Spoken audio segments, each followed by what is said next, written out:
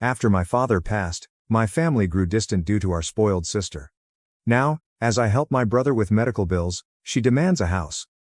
I, 36F, have 2 siblings, my brother Damon, 34M, and my sister Nancy, 28F. Simply put, Nancy was and always has been the golden kid, particularly in my mother's eyes. Dad had some wisdom. He'd periodically urge Nancy to cut it out, but he gave her far more liberty than Damon or me. Mom. Forget it. She would let Nancy get away with anything. Nancy was what my parents affectionately referred to as a surprise. She arrived considerably later than Damon and me, and I really feel the age difference contributed significantly to the special treatment.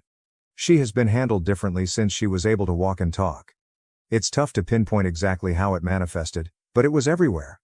More attention, a larger presence, constant praise, basically more of everything great. What if she misbehaved? No consequences. Mom would laugh it off like it was the cutest thing in the world. Growing up in the shadow of a beloved brother is an especially terrible experience. It reduces your self-worth. You continuously feel inadequate, as if you're always in second place, or, in my case, third. You begin to believe that no matter how hard you work, you will never be as excellent as others. The most hurtful component was Mom's outright reluctance to admit the bias. If Nancy said something cruel, and trust me, she had a skill for it, Mom would ignore our injured sentiments, stating we were overly sensitive or Nancy was joking. However, it was never a joke. You could see it in Nancy's eyes, in the small, satisfied grin she'd give. She relished making us feel small. I recall a period when I was approximately 12. I received new clothing, which I was quite excited about. Nancy took one look at me and exclaimed, "It makes you look even wider than usual." Mom just laughed and said, "Oh Nancy, don't be silly." But I felt my face boil with humiliation. It was a consistent pattern. Our family seemed divided into 2 teams. Mom and Nancy against the world, and Dad, Damon, and me, who were constantly on the defensive. Even Dad wasn't a dependable teammate. He would frequently flip sides, presumably to keep the peace. So, what types of activities did Nancy do? It was a relentless assault of vitriol directed at anything and everything, my appearance, Damon's job goals, our life choices. Nothing was off bounds. She had a flair for identifying and exploiting your insecurities. The Thanksgiving situation with Damon is an excellent illustration. He was enthusiastically expressing his literary degree, his love of reading, and his desire to write. Nancy casually referred to him as an unemployed burden at the dinner table, in front of the entire extended family. The hush that ensued was deafening. Dad grumbled something about Nancy being out of line, but Mom simply smiled indulgently. Another day, after a particularly demanding week at work, I was complaining to Nancy about how fatigued I was. She pounced on that, starting into a rant about how I looked extremely haggard and how my long hours meant I'd never find a guy. She said, and I remember the exact words because they stung so badly, "You look like you haven't slept in days, and honestly, no guy wants a workaholic hag who looks like she's aged 10 years in the past too." I went utterly silent for several weeks following that. I couldn't force myself to speak to her. It wasn't only us. She treated friends, extended family, and strangers with the same casual disrespect. Anyone other than Mom was fair game. Damon and I rightly harbored considerable hatred. We despised Nancy's brutality, but we despised Mom much more for allowing it. I recall having a particularly intense debate with Damon during which I stated that we despised her for it, referring to Mom's unflinching support for Nancy's behavior. I know it seems harsh, but it's the honest truth about how we felt. I believe Nancy's physical attractiveness contributed to her difficulty coping. She appeared conventionally attractive. I know it sounds petty to admit, but it is relevant. It is simpler to disregard insults from someone you consider equal, or even someone you regard as inferior to you. However, when someone who is commonly regarded as gorgeous tells you that you are not, it is taken more seriously. It plants the seed of doubt in your mind. I began to question my own appearance and worth. Looking back, with the advantage of hindsight and therapy, I believe Nancy's relentless urge to criticize others stemmed from her own deep-seated insecurity. She did not follow a traditional career path. She dabbled in freelance graphic design, but it was more of a pastime than a profession. She depended greatly on our parents, both financially and emotionally. Perhaps she belittled others to compensate for her own perceived flaws. Damon and I tried to disregard her words. Until we were 25, things changed radically. Our father died 8 years ago, and he was, in many ways, the glue that held our fragmented family together, despite his own role in the imbalance. He wasn't ideal. He certainly tolerated Nancy's behavior more than he should have. But he was the one who periodically attempted to mediate, to smooth things over, to keep some sort of order. His death devastated their fragile connection. After he left, Damon and I began to move apart from Mom and Nancy. It began slowly, with fewer phone calls and visits. We'd still see them at big family gatherings, the rare holiday, and maybe Christmas, but only on special occasions, if we felt like it. If we wanted to, we could make that phrase our motto. Then it became an intentional decision. We actively began avoiding them. A wall, as I've learned to call it, had formed between us and them. Honestly, I liked the wall. It provided a much-needed barrier, reducing exposure to Nancy's attacks and witnessing Mom's angry enabling. Initially, following Dad's illness and final death, we made real attempts to retain communication. We felt obligated, I think. But those attempts were really strained. Each phone contact and visit felt forced and unpleasant. During those brief contacts, Mom would almost always say or do something that reinforced our need for distance. She'd make some lovely remarks about Nancy's non-existent successes or discreetly critique our decisions, reminding us of why we were pulling away in the first place. One especially embarrassing Christmas meal, Mom spent the entire evening extolling Nancy's creative talent, displaying some very horrible drawings Nancy had allegedly done for a large client, who turned out to be a distant cousin. Meanwhile, she entirely overlooked Damon's recent promotion and my successful completion of a large assignment at work. It was a vivid reminder of the dynamic we were attempting to avoid. Damon and I eventually started making excuses, which became more complicated. We were overloaded with work. We had prior engagements. We were coming down with something, anything to avoid spending time with them.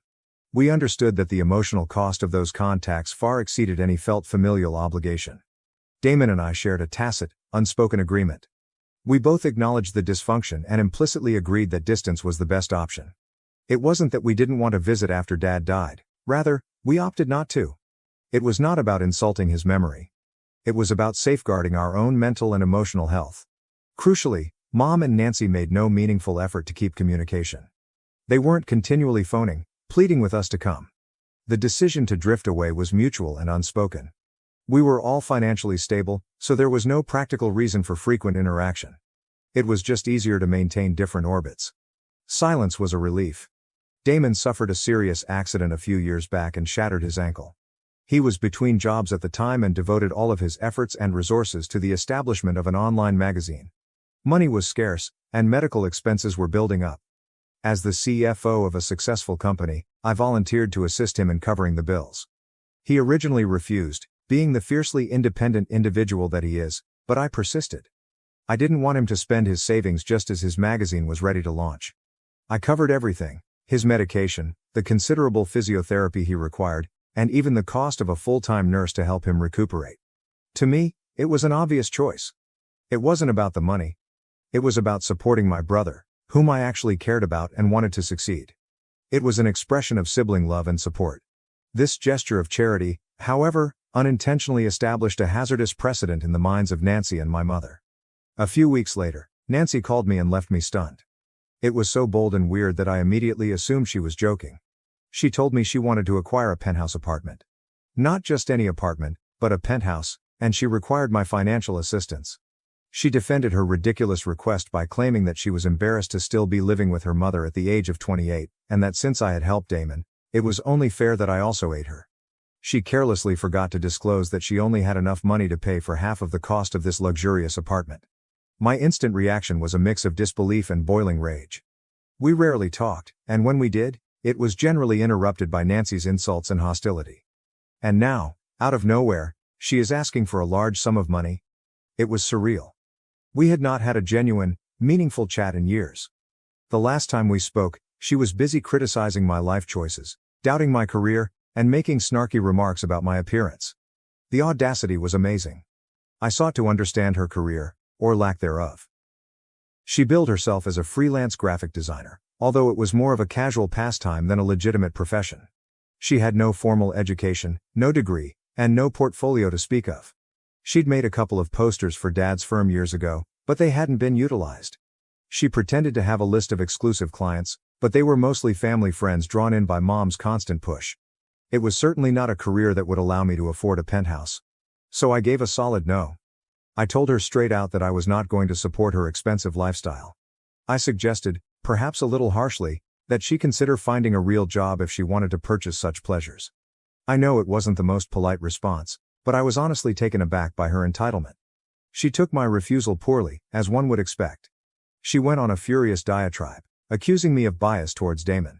She screamed about how I had readily assisted him with his medical expenditures and how it was my responsibility as the eldest sibling to support her too. She entirely ignored the reality that Damon's predicament was an actual emergency, whereas hers was a self-induced craving for luxury.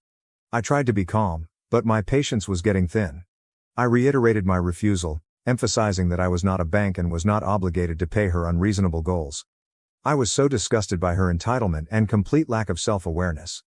It was as if she truly believed she deserved this penthouse simply because she was my sister. The talk quickly turned into a full-fledged dispute, with Nancy's voice reaching near hysterical levels. Finally, I said no one, and hung up the phone. I couldn't take another second of her screeching. She phoned back several times, but I ignored every call. I was finished. It was quite evident that our relationship, or whatever pretense of a relationship we had, was entirely transactional for her.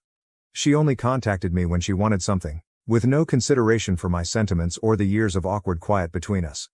It was completely exhausting. Unsurprisingly, the drama did not end with Nancy's rage. My mother called me next, and the talk was much more aggravating. She began with a whining, passive-aggressive tone, complaining about how unfair I was to Nancy and accused me of playing favorites. She claimed I owed them anything because of my upbringing. Then she revealed an important detail. Nancy had approached our uncle, Dad's brother, who had taken over the family business, before coming to me. He had rightly turned down her plea. This exposed the extent of their desperation, and the fact that I was their second option further increased my rage. A little background: I purposely chose a career path outside of the family business. I did not want to be involved, neither did Damon. To be honest, Nancy didn't either, until it was convenient for her to pretend differently. After Dad died, his brother took over the company, and Mom lived comfortably on Dad's shares, which had been legally transferred to her as part of his will. Mom then admitted that their financial condition was fragile, owing to Nancy's lavish spending habits. She claimed that providing Nancy the money for the penthouse would make things easier for her in the future, implying that she wanted me to subsidize Nancy's lifestyle so she didn't have to. She then used the standard guilt trip, threatening no contact if I refused to comply with their requests. This was simply ludicrous, given that we were already in a position of very little interaction. I politely pointed out the contradiction, telling her that it wasn't my concern and that Nancy could get a job or stay with her until she was 35, for all I cared.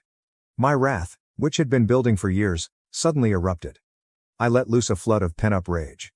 I told her she had no right to accuse me of favoritism because she had been doing it my entire life. I reminded her that Damon and I had made peace with her obvious preference years ago, when we accepted the truth of our broken family dynamic. I clearly explained that I owed them nothing, that I had my own life, obligations, and objectives. She responded with more ranting, accusing me of being ungrateful and disrespectful. She screamed that she never wanted to speak with me again. I chuckled. Because, really, what difference would it make? We scarcely spoke as things were. I mentioned my approaching wedding, emphasizing that I did not need her presence in my life. Then I hung off the phone and blocked her and Nancy on every platform possible. An important detail I didn't mention earlier: I should probably clarify that I am engaged to a beautiful, supportive man named Andrew, 37M. We've been together for nearly 5 years, and he's been quite understanding of the nuances of my familial situation. Initially, I considered bringing Mom and Nancy to the wedding solely out of obligation, a desire to keep some sort of family peace. But what happens following that explosive phone call? That thought went totally. However, the aftermath of the confrontation was not as simple as I had anticipated. Mom, unable to reach me directly, messaged Andrew via social media.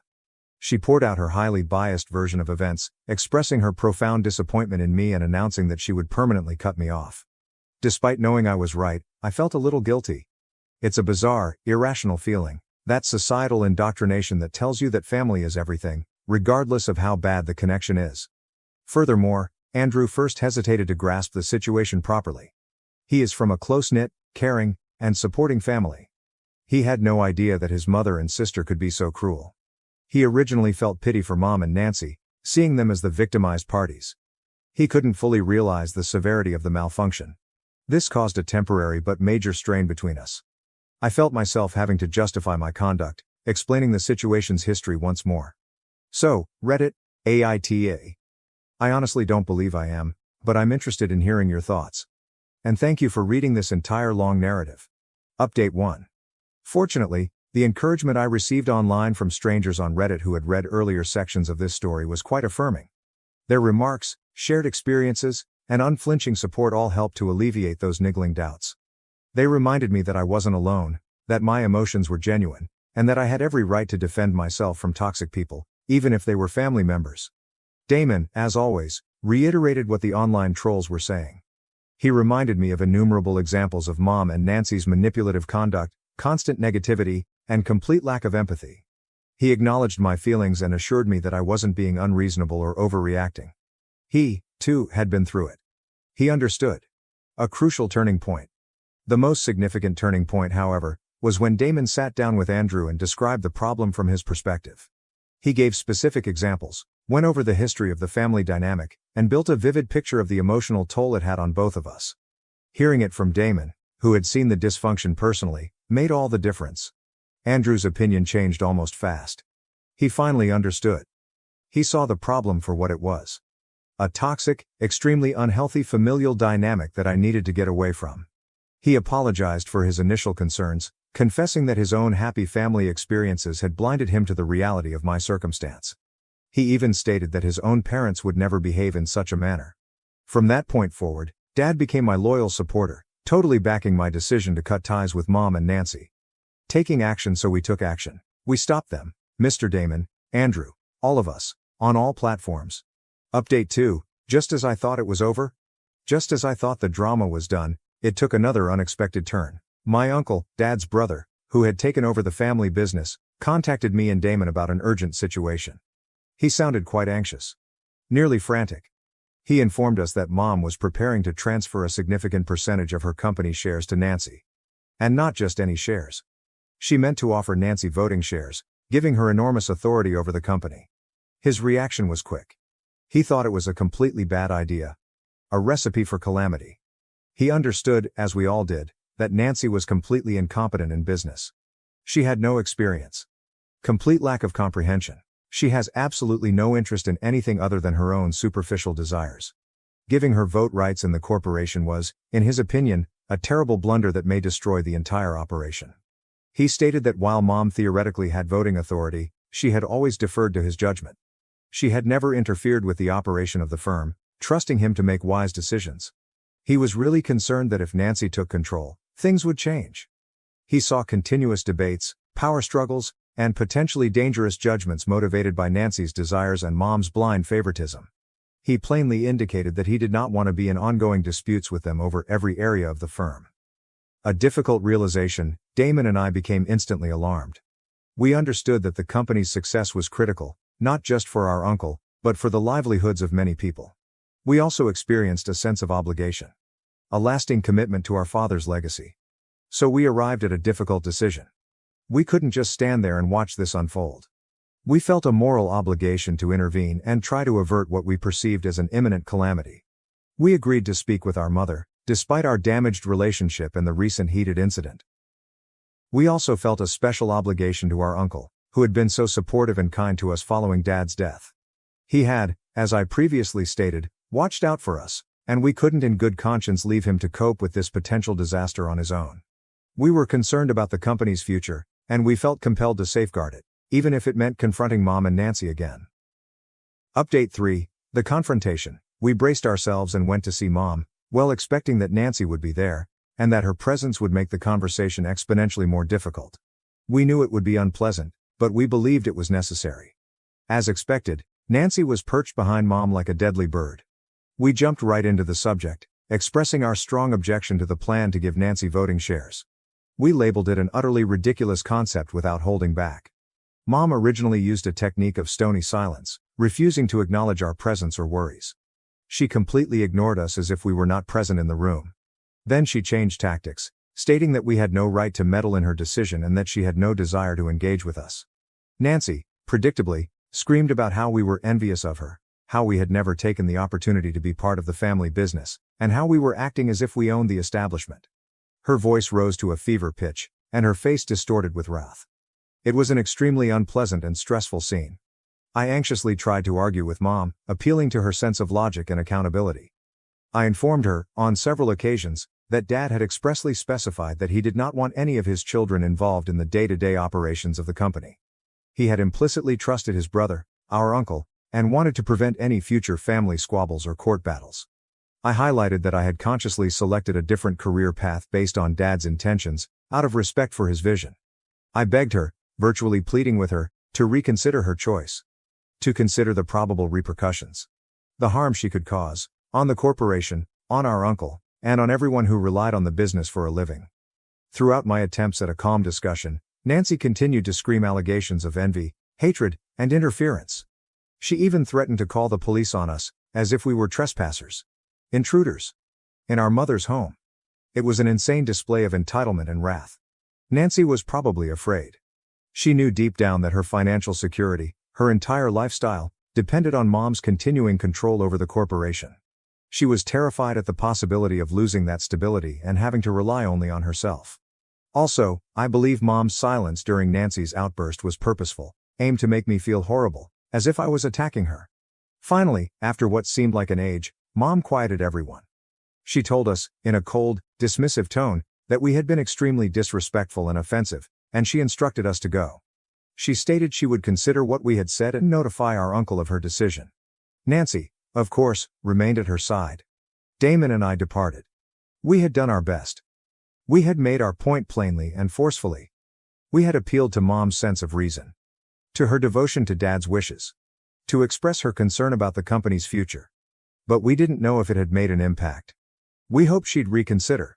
But we were ready for the worst. That night, I spoke with Andrew, describing the events.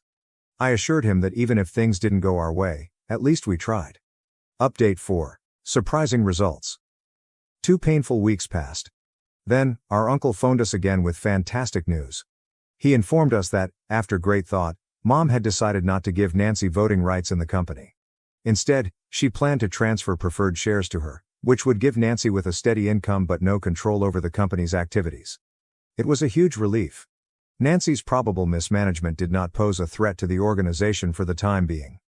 Our uncle could continue to manage it successfully without the constant danger of interruption.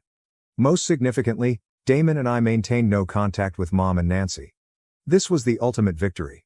The entire scenario had been extremely distressing. It seemed weird to have to intervene in a situation that was officially not our immediate issue. However, we felt ethically bound to intervene. To defend our uncle. To respect our father's desires, and to secure the company's future. Edit. Addressing a key assumption. I should clarify something, to answer any potential questions or misconceptions. After reading earlier postings, some people concluded that Dad had abandoned us, his other children, with nothing. That is simply not true. He did leave us assets independent from the company's shares. I had not previously highlighted such assets because I did not believe they were directly related to the underlying dispute, which revolved around Nancy's entitlement and Mom's enabling behavior. To clarify, yes, we did inherit other things. Dad wasn't completely ignorant of Nancy's shortcomings. He was not, as I previously stated, in the same boat as my mother. He had a soft spot for her and indulged her more than he should have. I prefer not to focus on the bad features of his personality. I hope to remember him warmly. The essential issue is that we were never financially dependent on Mom or Nancy. We had our own resources. We have our own careers. We live our own lives. Update 5. The final fallout. So here we are, months later. The no-contact order remains firmly in force, and it has been gloriously peaceful. My wedding is only a week away. The invites have long already been sent out. And, obviously, Mom and Nancy were not on the guest list. Our relatives, with whom we still communicate, have kept us up to date on the situation. Mom and Nancy appear to be in a complete meltdown. They found out about the wedding from our uncle, who was, of course, invited. They've been aggressively attempting to sabotage the event by contacting other family members, discouraging them from attending, spreading lies and distortions about me, and portraying themselves as innocent victims. It's pitiful, predictable, and completely unsurprising. A prime illustration of their deceitful, attention-seeking behavior. They cannot bear the thought of me being happy. Of carrying on with my life without them. Breaking the cycle. My relationship with Andrew is diametrically opposed to the one I had growing up. He is loving. Kind. Supportive. Honest. He taught me that family should not be conditional. Remember the harsh, cutting remarks Nancy used to fling at me? How could she predict I'd end up a jobless, lonely, workaholic hag? Well, the joke is on her. I am none of those things. I'm happy. I am successful. And I am going to marry the love of my life. And Damon, he is proving all of his critics wrong, including those who discounted his love of reading. Thank you for watching. If you haven't subscribed yet, please do so and hit the notification bell to stay updated with more shocking real-life stories happening around you.